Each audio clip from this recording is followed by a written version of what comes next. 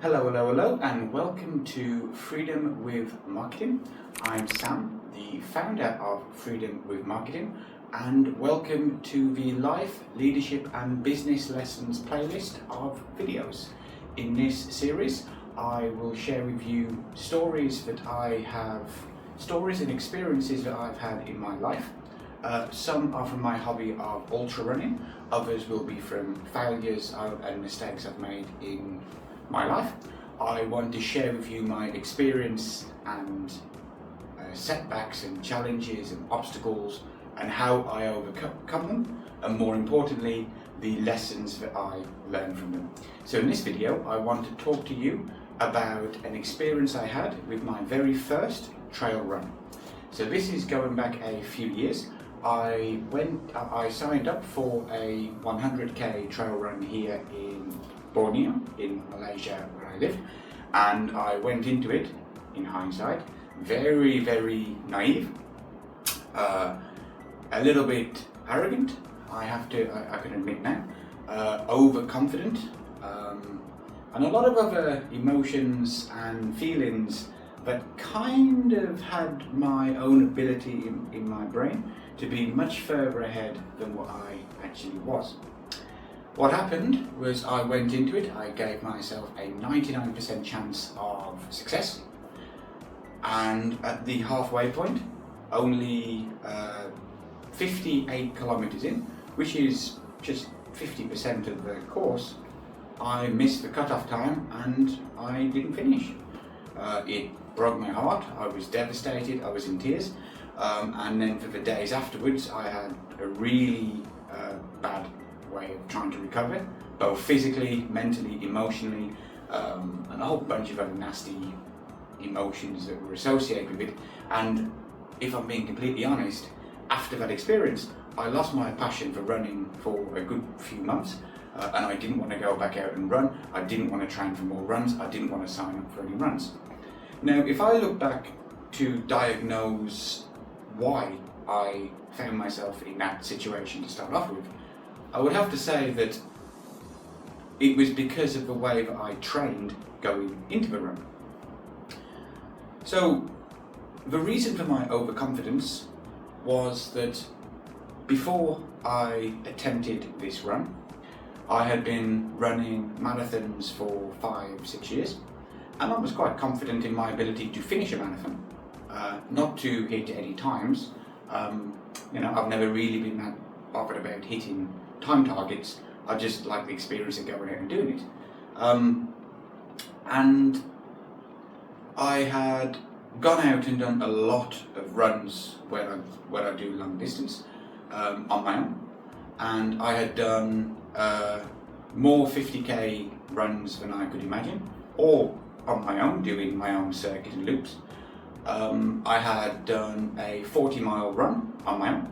I had done a 50-mile run on my own. I had done 2 self-supported 100k runs, and I finished both of them.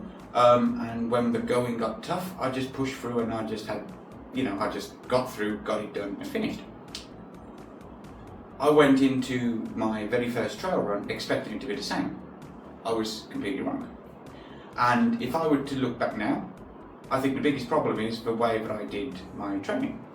And the training part was basically haphazard. If I felt like running that day, I would go out and run. If I wanted to do a long run, I'd do a long run. If I wanted to just go and walk, I'd walk. No consistency, no structure, no nothing. And that lack of structure, or my focus on short-term kind of goals, as in, I'm going to go out and run today, and I just want to run.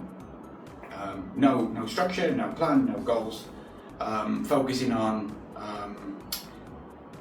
when I hear friends that are running and them doing this type of run today, I would compare myself to them and think, I need to do this type of run now, and so I'd go and do it, with no kind of consideration of how any of that would relate to my overall performance, my overall training, my overall ability to participate in a trail run, which is completely different than running on the road.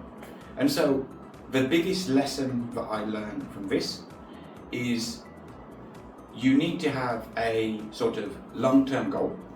You need to be able to define what that goal is, and then you need to have some kind of a structured strategy in order to achieve that goal.